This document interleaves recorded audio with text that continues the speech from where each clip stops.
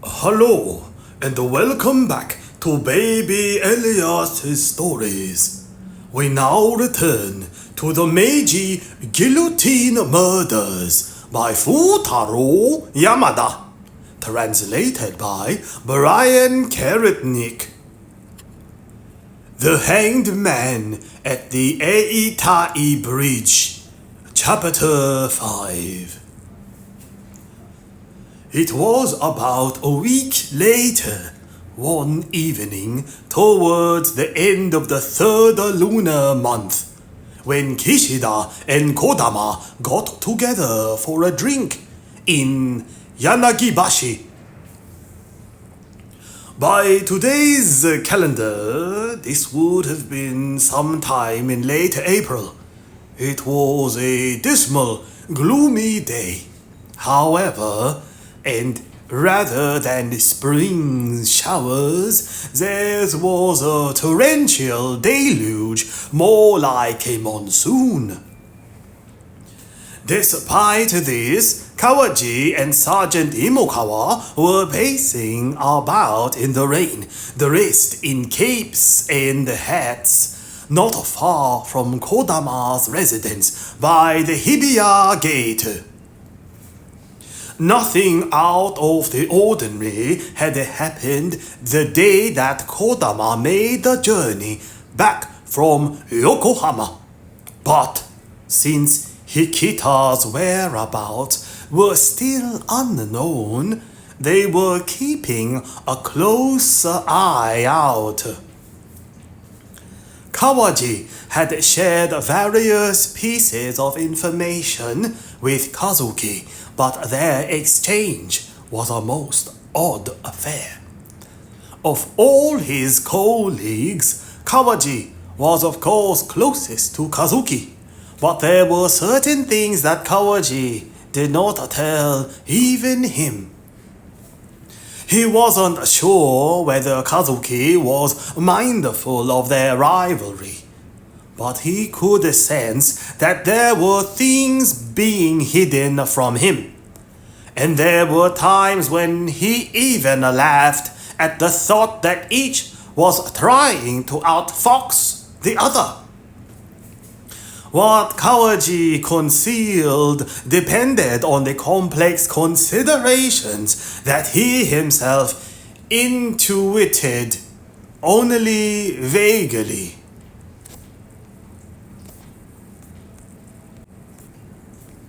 Despite all this, Kawaji had learned from Kazuki that this Hikita had once been a retainer with an income of 250 koku, but had supposedly gone to Hakodate to fight in the Civil War.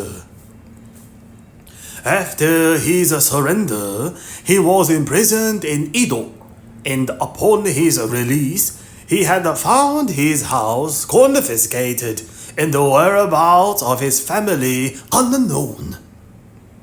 These days, he was living in a hovel in Fukagawa's Aikawa-cho district, and it was unclear that he now did, and it was unclear what he now did for a living.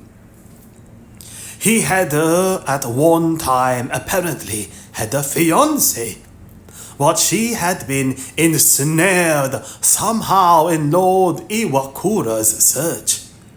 Because she loved Hikita, she had refused at first, but due to the family's circumstances, they had no choice but to accept. Apparently, she had ended up hanging herself. Hikita had learned the truth of the matter only recently and was outraged.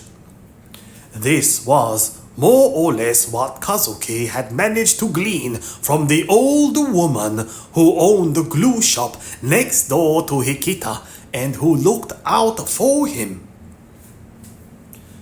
One way or another, however, Hikita realized that he was being watched, and ever since Kazuki's chat with the woman, he had vanished, never again returning to the house in Eikawa-cho. There was a rumor going around that he had once been an exceptional student of the renowned Kenchiki Sakakibara, who belonged to the Jikki Shingake Ryu school of swordsmanship. What's more, he was impulsive and only 25. So there was no telling what he might do in a state of desperation. So, as he was patrolling the area around Kodama's house that day, Kawaji was on his guard. At around 2:30 that afternoon, a servant appeared, the one who always accompanied Kodama whenever he went out. He found Kawaji and announced that Kodama would shortly be going to a restaurant in Yanegibashi. I believe he's meeting the gentleman with the beard from Dr. Hepburn's house, the servant said. What? You mean Ginko Kishida? Asked Kawaji, somewhat taken aback. Yes, sir. The gentleman is an odd sort, is he not? He feels awkward drinking with a man of such rank and in the presence of 4 attendants. So the master has asked whether he might go alone, and if there are concerns for his safety, that the chief inspector be stationed outside. Did the invitation come from Kishida? That, sir, I don't know. I've only just heard about it myself, but it's possible they arranged it in advance. Since the gentleman has to return to Yokohama, he's asked that they meet early. I'll leave this in your capable hands. And so it was that on that rainy day, Kawaji had to accompany Kodama alone to Yanagibashi. Having flagged down a rickshaw with a canopy, Kodama left the premises at around 3 o'clock. Kawaji knew this because he looked at his treasured pocket watch, which he had bought from a dealer of Western antiques. Though he was still limping, Kodama could actually walk now, and so he climbed into the rickshaw himself. As he got in, he gave Kawaji a look as if to say, "Thank you." And there was even a glimmer of a smile in his eyes, which was a world away from the irritable looks he had once given him. Even Kodama, it seemed, had finally come to appreciate the labors of the faithful chief inspector, although Kawaji had already seen hints of this in their private conversations. At Yanagibashi, there was a great stylish restaurant called the Azumaya, which was a frequent haunt of government officials. Kawaji stopped at the bottom of the little street leading up to the building, but Kodama's rickshaw set him down right in front of the entrance. Several rickshaws were already parked there, so it was unclear whether Kishida had already arrived. Kawaji did not spot him going in, though, and it occurred to him later that no matter who had invited whom, Kishida would have arrived first and waited for Kodama because of their difference in rank. It later transpired that Kishida was indeed the first to arrive, although this did not appear to have been out of any especial courtesy. As proof of this, Kishida was the first to leave. The reason was very characteristic of Kishida. The light that day was odd, neither dark nor bright. The afternoon felt curiously gloomy, and though it was only around 4 o'clock when they arrived at the Azumaya, the lights of what appeared to be several oil lamps were burning brightly, and the shadows of geisha going in and out of the place floated like phantom butterflies. Kawaji was astonished that this kind of world still existed in Tokyo, and he surveyed the scene not as a mere precaution, but captivated by its charm. After an hour, however, he grew weary of the spectacle, so he took a short stroll with Sergeant Imokawa, whom he had brought along. When they returned, they very nearly collided with Kishida. "Oh!" Kawaji exclaimed, surprised to see him. "You're leaving already?" "I am," replied Kishida. It was still raining, so Kishida, in his Western apparel, was carrying an appropriately Western-style umbrella. The expression on the face under it, however, seemed ill-tempered. "It was all a bit of a bore, so I've made my excuses." "What about Kodama?" "He's having a gay old time of it with some geisha. Quite the dark horse, isn't he? Don't get me wrong, I myself used to enjoy that sort of thing a lot when I was younger. I even worked as a geisha's shamisen carrier. But now that I help Dr. Hepburn, it doesn't sit well with me." "Ha ha ha ha ha!" He laughed. "Still, I don't mind a drink now and then. Would you care to join me?" Kawaji was astonished. "Thank you, but I'm on duty." "Nonsense! He'll be there for at least another hour or two. Besides, it seems absurd for you to be standing out here keeping guard while he's in there drinking in the company of beautiful women and getting up to all sorts. Never mind the fact that you're soaked through. And as for you, Sergeant, well, you make quite a sorry sight. You look like a drowned rat." Kishida pointed to the other side, the street. "You see that little door over there? I, for one, would much rather be in a place like that. Why don't you join me, just for a little while?" Kawaji was sorely tempted. It wasn't that he wanted to drink, but rather that he thought this would be a good chance to talk to Kishida, whom he had been forced to leave right in the middle of their conversation the other day. He looked at his watch. It was 5 o'clock precisely. "Well, maybe just a quick one." Kawaji gave Imokawa a nudge, and together they walked down the street to the door, where they parted the rope curtain and stepped inside. The place was bigger than their facade suggested, and as it was the dinner hour, it was full of merchants and workmen, all making a terrible din. Din. A loud, continued noise. Din. Little did the policeman know that an ill wind was about to blow past outside that rope curtain. As soon as their drinks arrived, Kawaji asked the reason for Kishida's meeting with Kodama.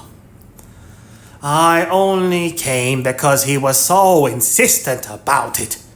And just as I suspected, it was about the opium again," said Kishida, gulping down a cup of sake.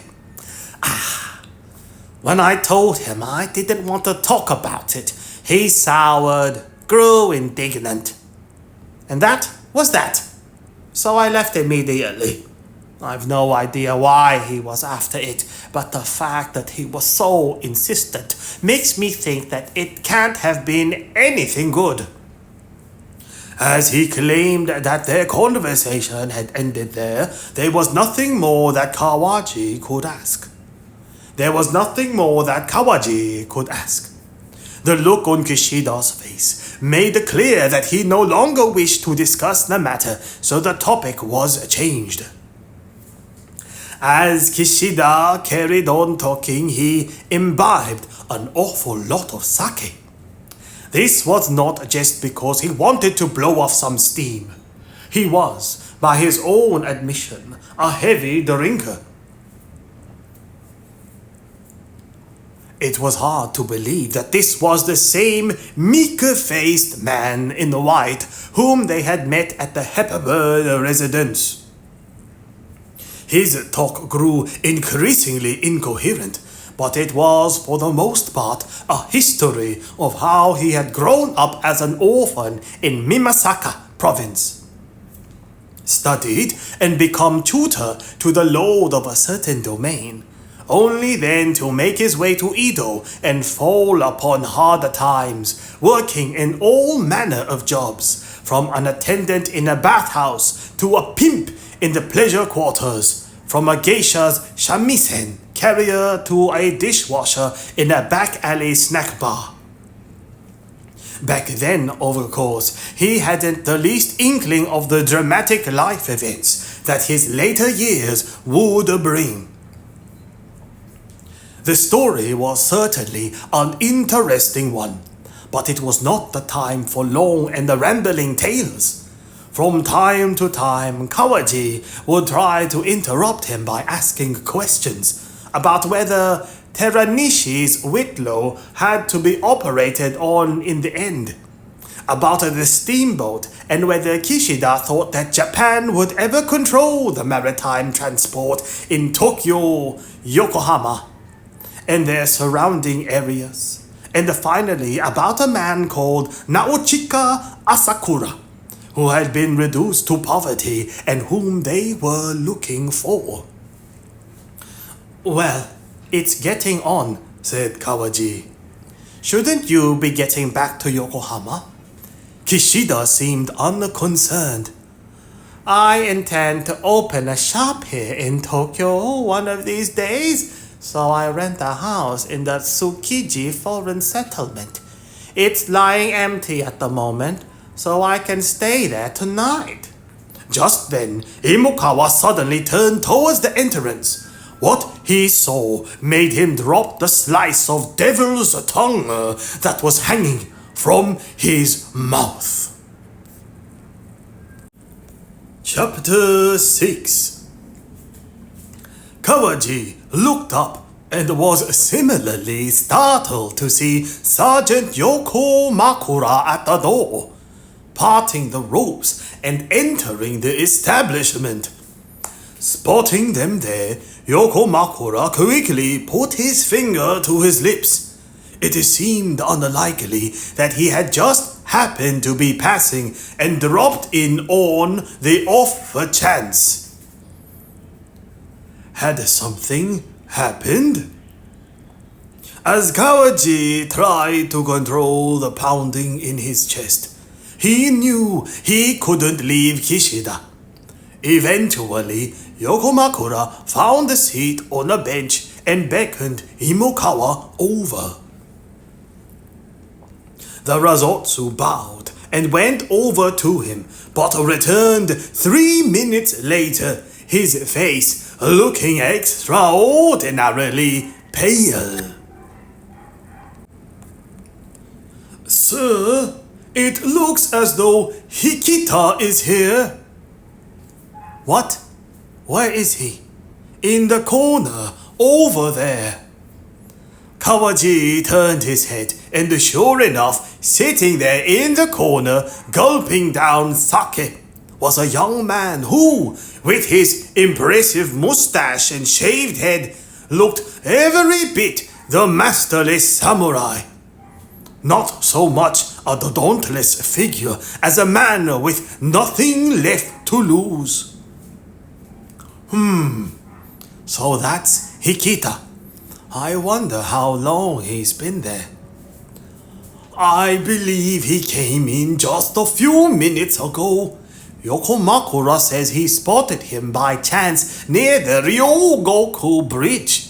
He followed Hikita all the way to Yanigabashi and he came straight here. Imokawa didn't want to be noticed, so he waited outside a little before coming in.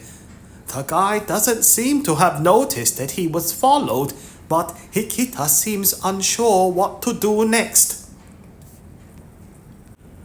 Does he know that Kodama's in Yanigabashi right now?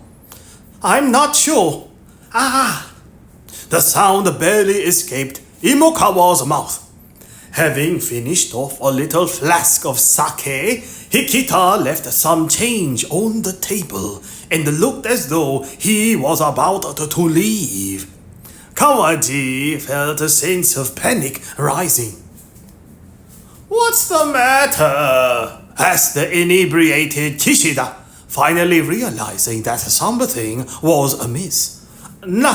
Nothing, said Kawaji, brushing the question aside, as he watched Hikita part the rope curtain and leave. He then followed him through the drunken crowd and poked his face out through the curtain.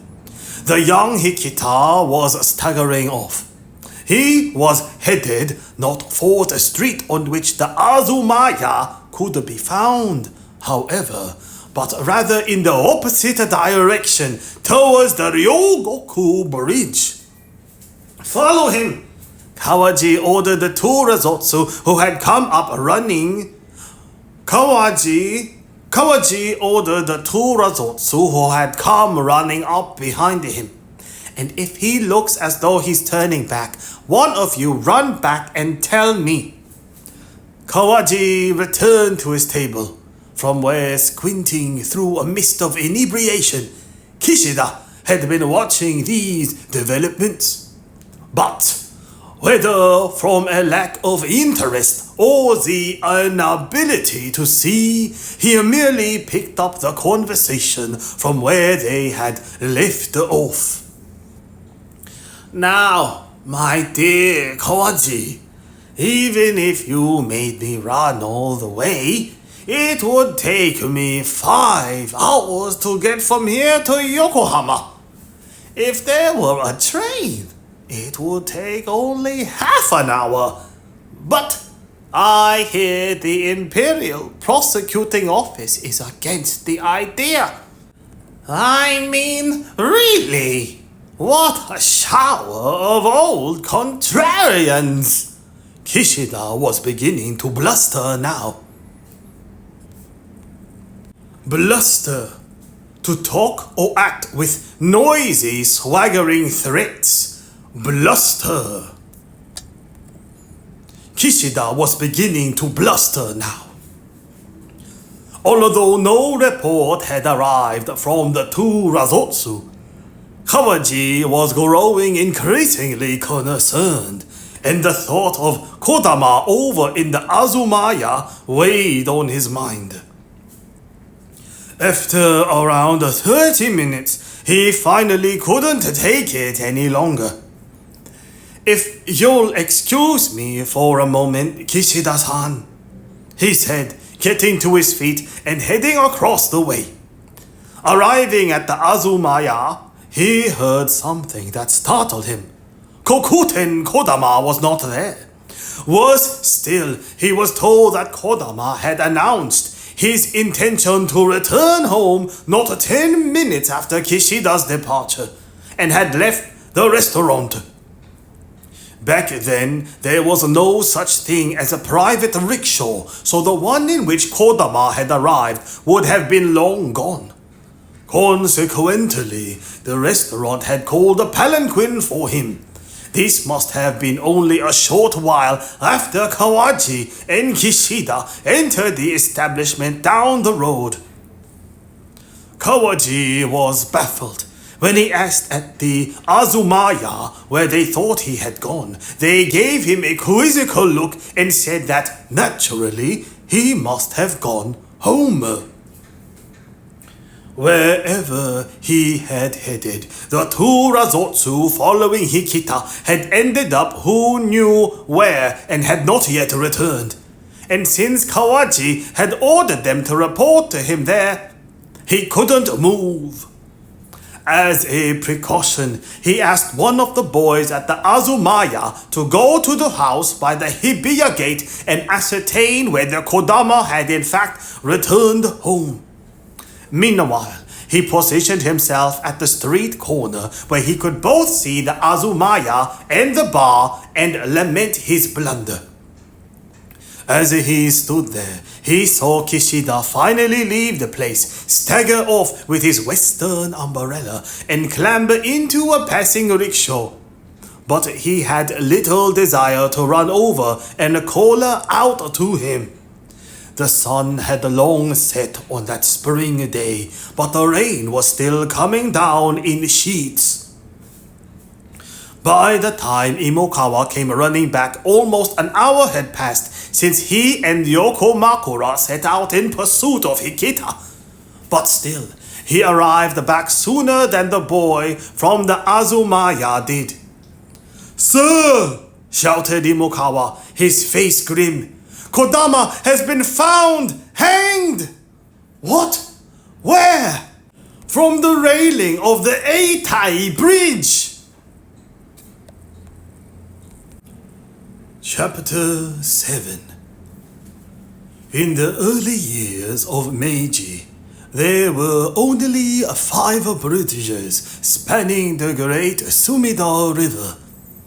As you moved upstream, they were in order: the Eitai Bridge, the Shin-Ohashi Bridge, the Ryogoku Bridge, the Azuma Bridge, and the Senju Great Bridge. They were all of them wooden, needless to say. In those days, the roads were such that it was a journey of almost 2 miles from Yanegabashi, which lay immediately to the west of the Ryogoku Bridge, down to the Eitai Bridge. So it is little wonder that it took almost an hour to get there and back. Kawaji looked at his watch. It was 6:30.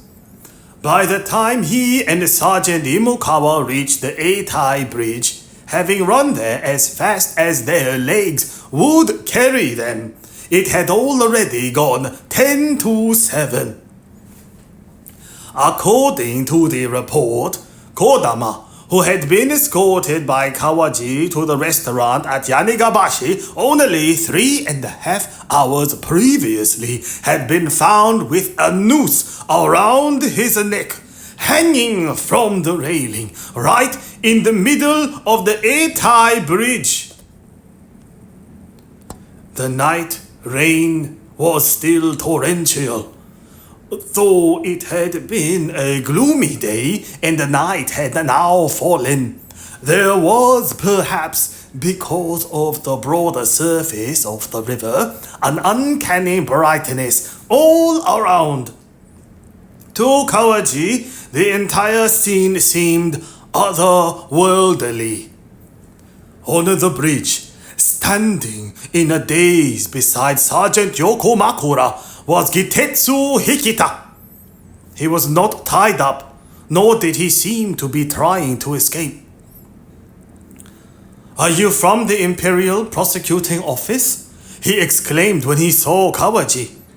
"So, the wrath of heaven has befallen the bald old lecher who had his eye on every young virgin in the street, made us the victims of his sinister designs, and was so deluded that he believed it was all an act of patriotism." He let out a scornful laugh, his eyes glittering.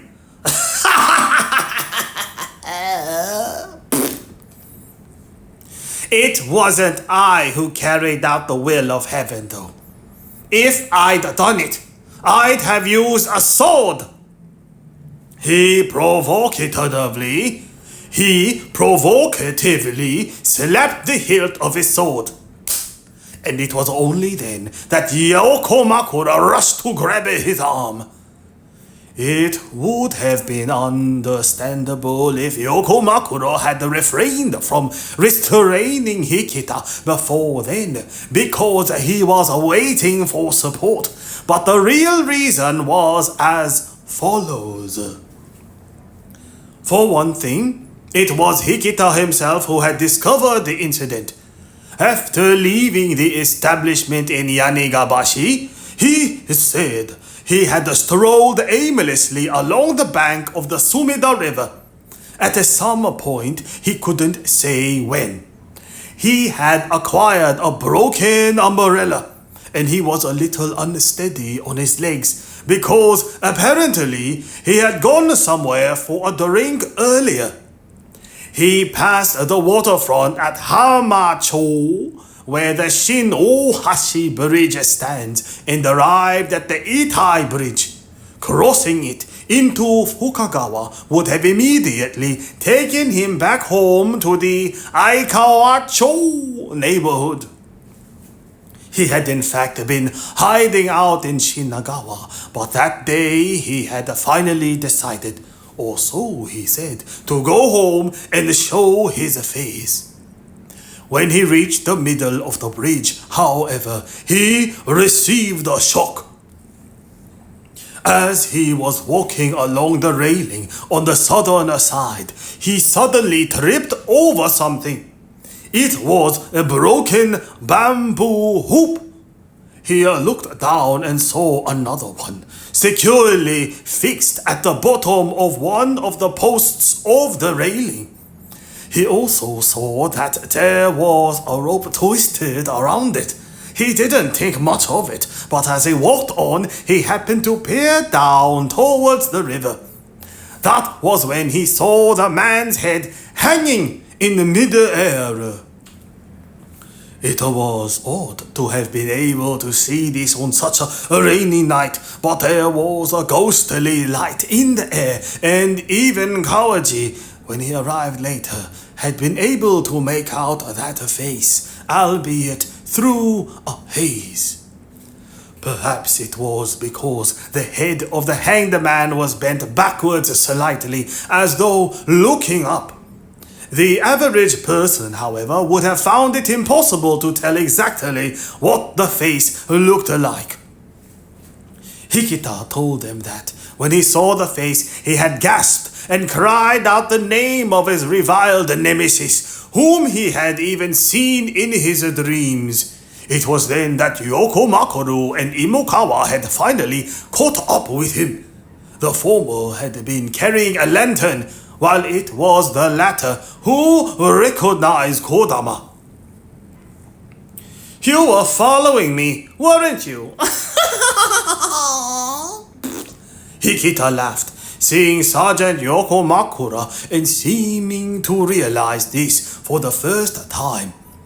He had made no attempt to resist or escape though. Quite the opposite.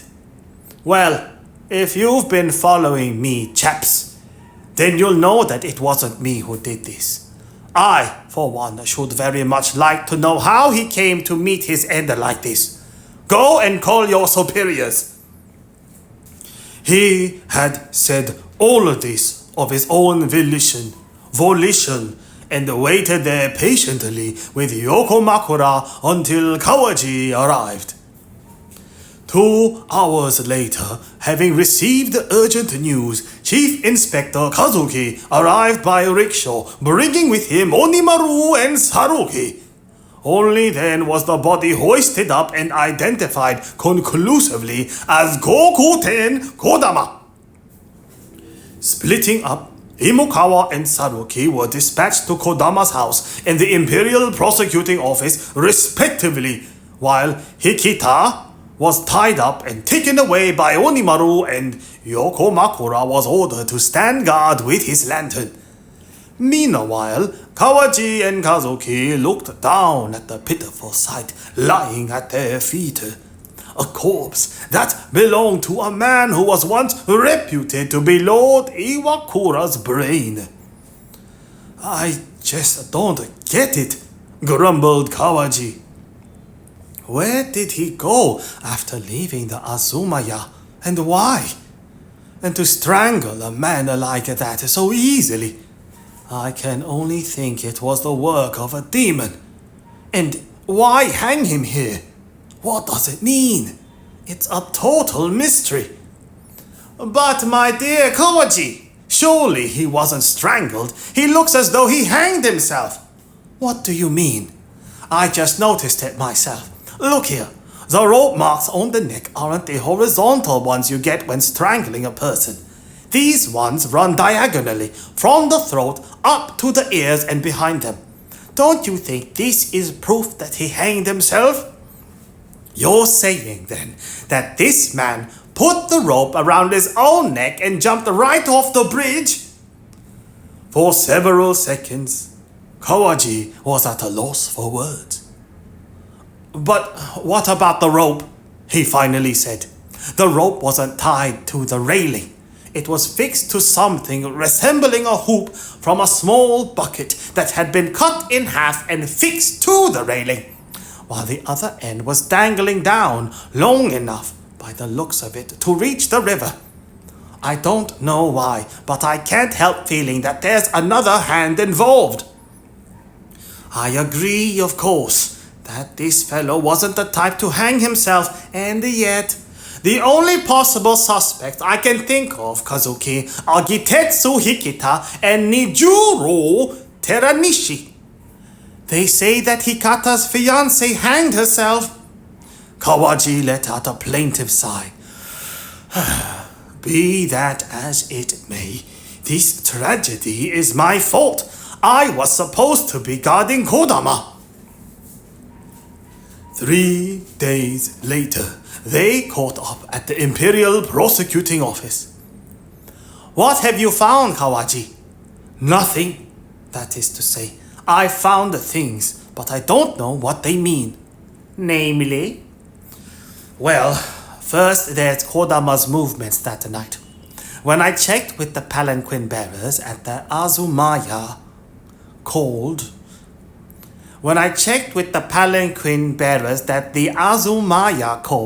they said that he asked to be taken to Hamacho and was dropped off at the riverside.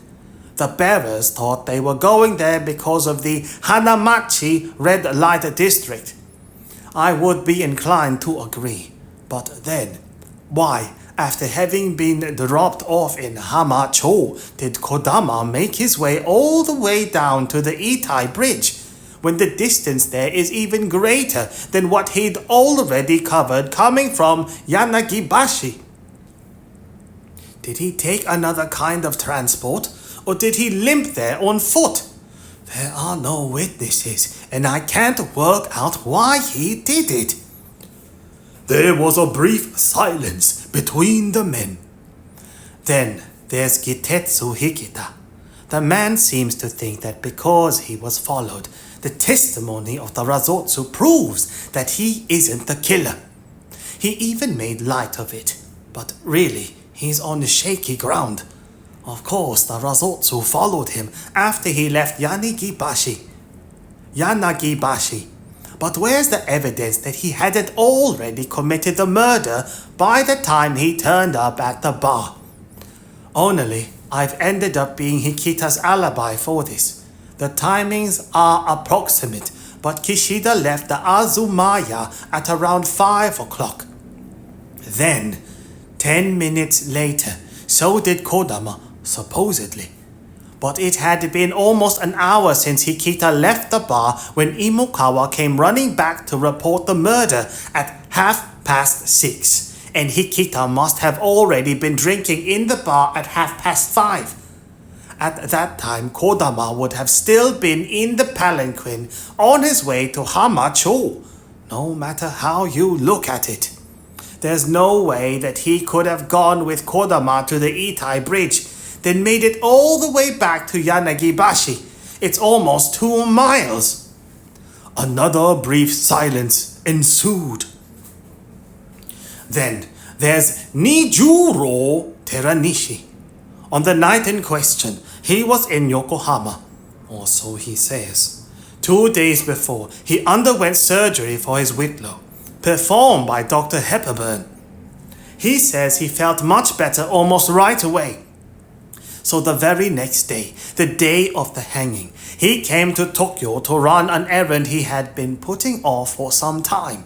Only when he got there, the pain began to get worse, and that night after he returned to Yokohama, it was so intense that he went to see Dr. Hepburn again at around 8 o'clock. If Kodama left the Azumaya at 10 past 5, then, given that the Eitai bridge is almost 2 miles away, it would have been at least 20 to 6 by the time he got there. And if Teranishi was at the Eitai bridge, there's no way he could have got back to Yokohama by 8 o'clock. Even by a rickshaw, the journey takes 5 hours. Besides, with his finger in that state, he apparently wouldn't have been able to tie his own waistband, let alone strangle a big man like Kodama and hang him from a bridge. And that's coming from Dr. Hepburn. Was all Kazuki could muster. Kawaji sighed. As it's Kodama we're dealing with, I dare say there are plenty of others who would have liked to see him dead. But if our killer wasn't Teranishi or Hikita, I wouldn't know where to begin. Chapter 8. Awariya asobihatsu tomo mo sanu asakurani amatsukami kunitsukami orimashimase. The following evening at dusk, a beautiful, bewitching voice rang out over the Eitai bridge. The bridge had been closed, and right in the middle of it stood the 2 chief inspectors. Beside them, sitting on the ground, were Gitetsu Hikita and Nijuro Teranishi, both bound with ropes. In front of them, holding her kagura bells and chanting, was Esmeralda. The grandees of the Imperial Prosecuting Office, together with old Manabe and his daughter, were lined up along the southern railing of the bridge, while the Razotsu sat opposite them, on the northern side, playing their ancient instruments. It was the usual setup, but there were only 3 of them. Onimaru and Ichinohata were missing. Awariya asobihasu tomo mo sanu asakurani kokuten kodama no mitama mairi tamae. The kagura bells suddenly rang out. Cling, cling, cling. Ima Mairu, I am the spirit of Kokuten Kodama. No matter how many times they had heard the incantation, this moment never failed to make the sweat run down everybody's backs.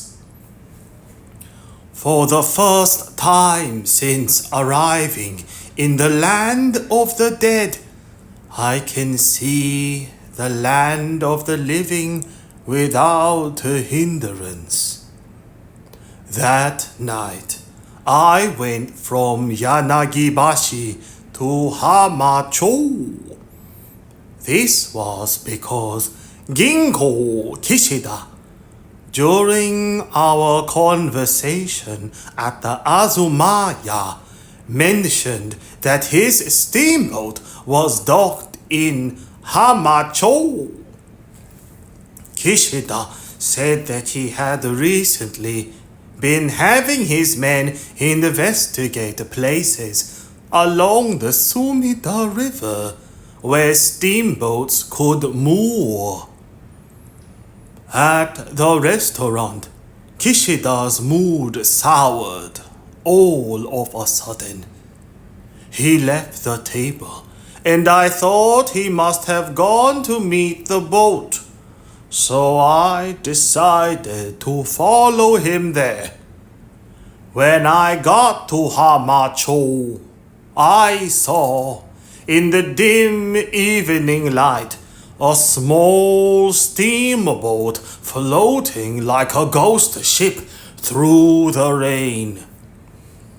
Just then, the assembled guests caught sight of a little steamboat upstream, heading downstream towards them from the Shin-O-Hashi Bridge, where Hamacho was located. As I approached the boat, I suddenly felt a blade being held to my neck. I turned around and saw a man with a razor, still holding the blade to my neck. He made me board the boat and stand on deck. The assembly of people saw two figures, one big and one small, standing on the little deck of the approaching steamboat. These could only be the missing Razotsu.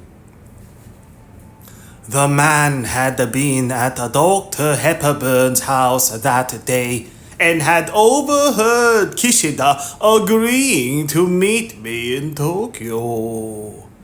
He hatched a plan and followed me out of the Azumaya. He had decided to wait for me to return home, intending then to take me to the boat in Hamacho by any means necessary. Did destiny take me in hand that night? I wonder. Whatever the reason, I ended up going on the boat of my own volition. The Miko laughed, Kodama's dreadful, melancholy laugh. There wasn't a soul on the riverbanks that rainy night, nor could I call out for help, because the man was so consumed by the desire to kill. Before I knew it, the boat was approaching the Eitai bridge. By now, they could see, standing on the deck over the steamboat, the bearded mane of Onimaru, as well as Ichinohata's wan, miserable-looking mug. Two sizable lengths of rope were dangling from the southern railing of the bridge. Both of them had loops at the end. The boat drew nearer and nearer. The captain of the steamboat was indebted to the man who had helped him get the position, so he had no choice but to obey his orders. Moreover, the captain had no idea what his plan was. I myself had no idea what was going to happen. Then, the moment the ship passed under the bridge, suddenly, as the little steamboat really did vanish under the bridge, the Kagura bells rang out. Clang, clang, clang, clang. The man grabbed the rope and slipped the noose around my neck. Then he caught hold of the other end. In an instant, I was hoisted into the air, while the boat carried on. By the time the man let go of the rope, I was, of course, a dead man. When the boat emerged from under the bridge, only Onimaru remained on deck. Later, it transpired that Ichinohata had likewise been hanged under the bridge, only, of course, not by his neck. Instead, the noose had been slipped under his arms. The man did all this with only his left hand. Instead of his right hand, he borrowed strength from the momentum of the boat. 2 or 3 hoops of bamboo that had been cut in half were fixed to the midpoint of the rope so that it would stop when they got caught in the railing. He had prepared this the previous day when he came to Tokyo. The first 2 pieces of bamboo broke, but the third one held firmly in place. And so, the trick worked. The steamboat, the Ginko Maru, which was the forerunner of what would later be known as the penny steamer, was already vanishing through the wide misty estuary and into the night. Thus, could a man who had been at the Eitai bridge at around 6 o'clock be in Yokohama by 8? The dull thud of the Kaien Daiko rang out, dong, dong, and the Miko's voice grew quieter. And so, I, Kokuten Kodama, who dreamt of raising Japan out of clanship and factionalism, saw my great aim buried by a most foolish man. One thing I will say, though. Even here in the hereafter, I am impressed by the ingeniousness of the murder. The voice faded into silence, and the Miko's head slumped forward. "Get to your feet!" Kazuki ordered Teranishi. Still dazed by what he had just heard, Kawaji watched as Esmeralda approached Onui and greeted her with a smile.